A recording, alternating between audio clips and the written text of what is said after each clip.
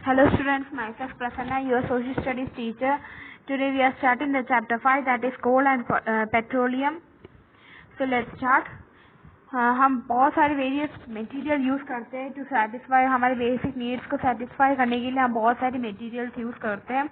कुछ हमें नेचर से मिलता है और कुछ हमें ह्यूमन मेड आइटम्स होते हैं जो कि हम ह्यूमन एफर्ट से बनाते हैं। तो एक्टिविटी 5.1 में आपको क्या करना है कि आपको लिस्ट करना है ऐसे आइटम्स जो कि हम डेली यूज में यूज करते हैं and which we find from nature and which we get by man made assets. तो इन सबको डिफरेंशिएट करके आपको लिखना है। तो air, water, soil and minerals ऐसे आइटम्स है जो कि हमें कहाँ से मिलता है, नेचर से मिलता है, इसलिए हम उसको क्या बोलते हैं, नेचुरल रिसोर्सेस बोलते हैं। Then, according to availability of various resources in nature, natural resources can be broadly classified into two groups. Availability of various resources मतलब कि उसके एक आइटम की अवेलेबिलिटी वो एक्सॉस्टिबल है या फिर नॉन एक्सॉस्टिबल है, इन सब के अकॉर्डिंग टू हम सारे रिसोर्सेस को, सारे नेचुरल रिसोर्सेस को हम टू काइंड्स में डिवाइड करते हैं। One is inexhaustible and other is exhaustible. सबसे पहले हम पढ़ेंगे inexhaustible natural resources.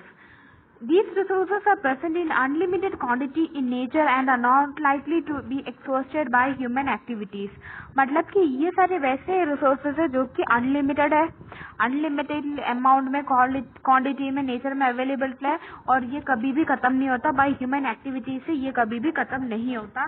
For example sunlight and air.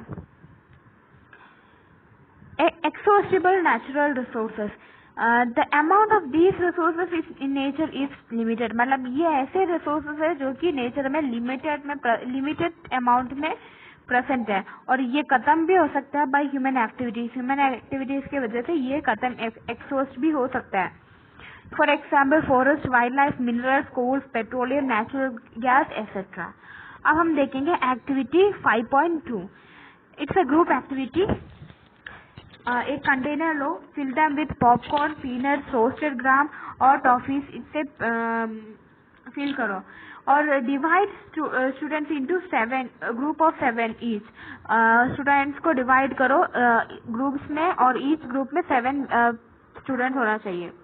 Further divide each group into 3 sub groups containing 1, 2 and 4 students. और फिर उसको इस जो 7 स्टूडेंट, एक ग्रुप में 7 स्टूडेंट्स है, फिर उसको वापस सब डिवाइड करो 1, 2 और 4 स्टूडेंट्स में डिवाइड करो। Label them as first, second and third generation. फिर उसको फर्स्ट, सेकेंड और थर्ड जनरेशन करके लेबल अप कर दो, नेम दे दो। इन सब group represent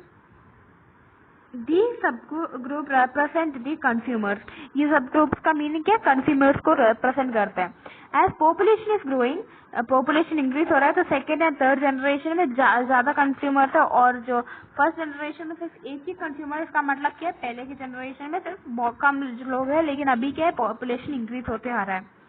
put 1 full container for each group on a table में क्या है, 1 फुल कंटेनर रखो।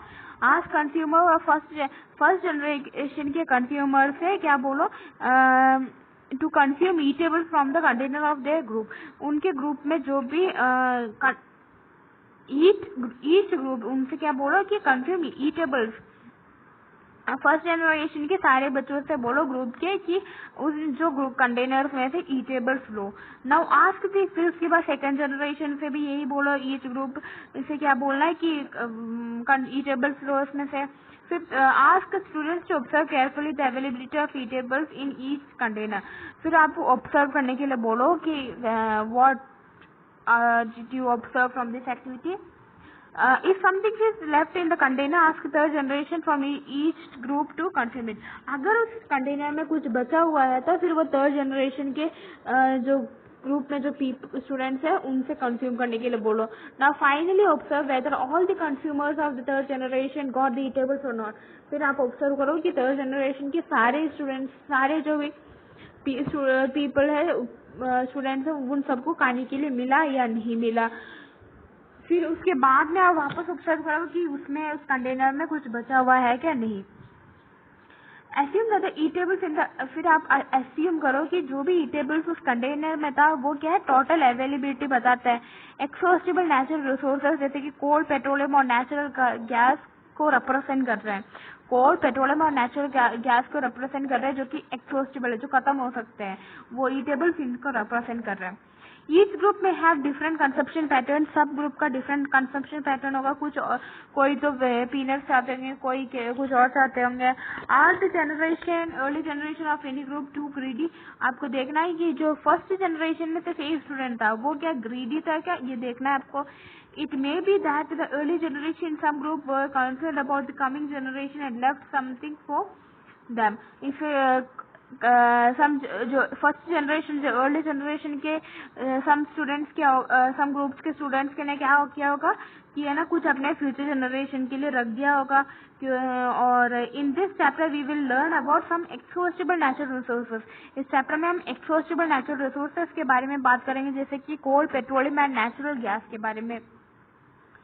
और ये कैसे फॉर्म्ड हुआ, ये कैसे बना है, bye death remains of living organisms.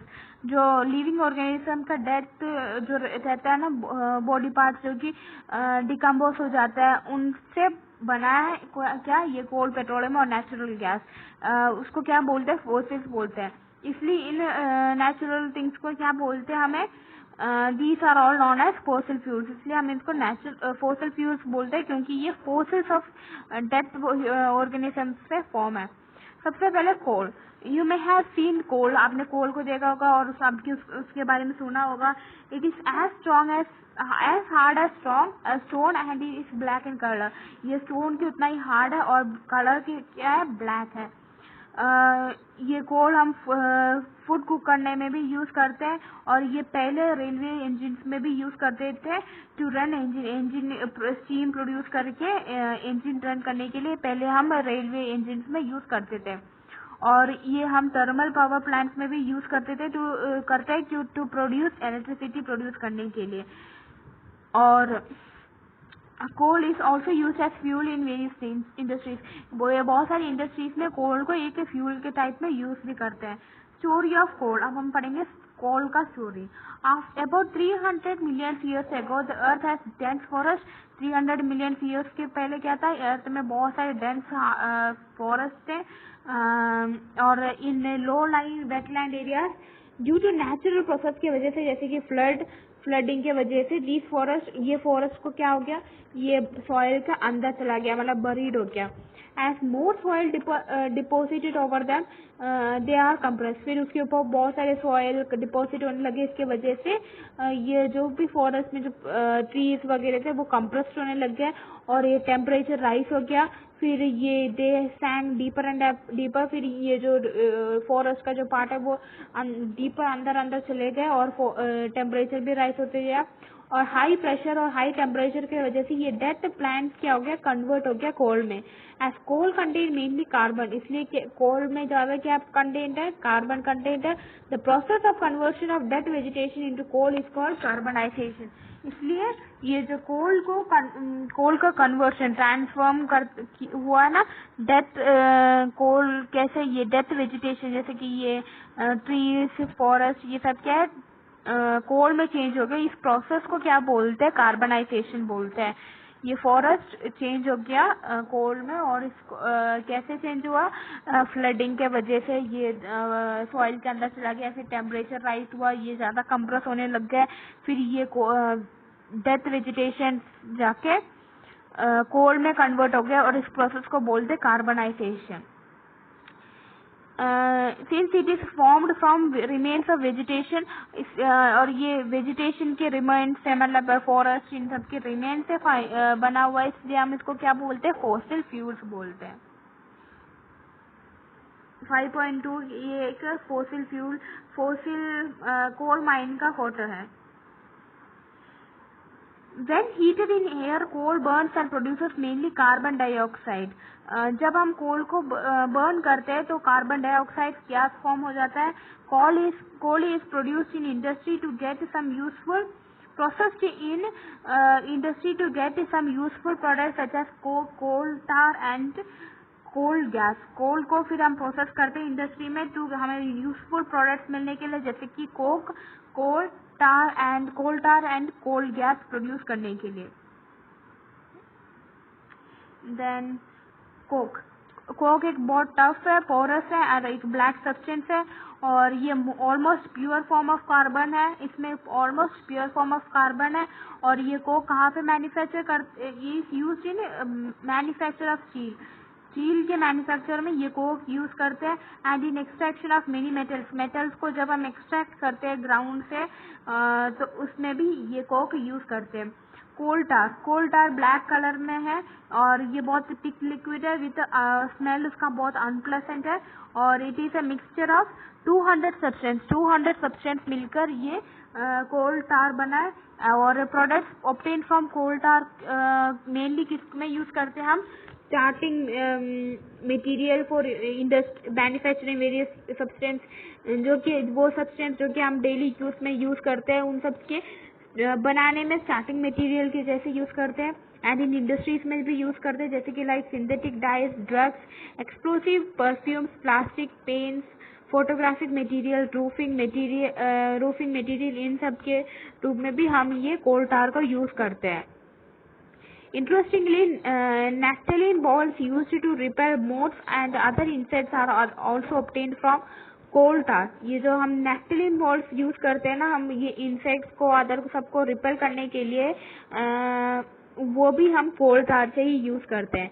Then coal gas, ये कोल गैस कहाँ से ऑब्टेन्ड है, by obtained during processing of coal to coke. हम जो कोल को प्रोसेस करके कॉक में करते हैं ना चेंज, हमने पहले कॉक के बारे में पढ़ा था, कोल को हम प्रोसेस करके कोक में चेंज करते हैं तो उस टाइम ये कोल गैस प्रोड्यूस होता है। And it is used as a fuel in many industry situated near the coal processing plant. Coal processing plants के पास में जो भी इंडस्ट्रीज है ये उनको एज अ फ्यूल यूज करते हैं ये कोल गैस को। Then these days bitumen, a petroleum product, is used in place of coal tar for metalling the roads। Roads को मेटलिंग करने के लिए कोल टार के जगह पे आज क्या यूज करते हैं, बिटुमेन यूज करते हैं, एक पेट्रोलियम प्रोडक्ट है। कोल गैस वॉज यूज, पहले किसमें यूज करते थे, स्ट्रीट लाइटनिंग में यूज करते थे। कब फॉर द फर्स्ट टाइम कब यूज किया था, लंदन में किया था इन 1810 में किया था एंड देन इन न्यूयॉर्क में किया था 1820 में। नाउ डेज इट इज, आजकल वो हम क्यों यूज करते हैं, as a resource of heat rather than light. आजकल हम कोल गैस को लाइट के लिए यूज करते हैं, नहीं हीट के लिए यूज करते हैं रादर देन लाइट के लिए। फिर पेट्रोलियम के बारे में हम नेक्स्ट क्लास में पढ़ेंगे। I hope you all understood what I taught you today. Okay, bye students.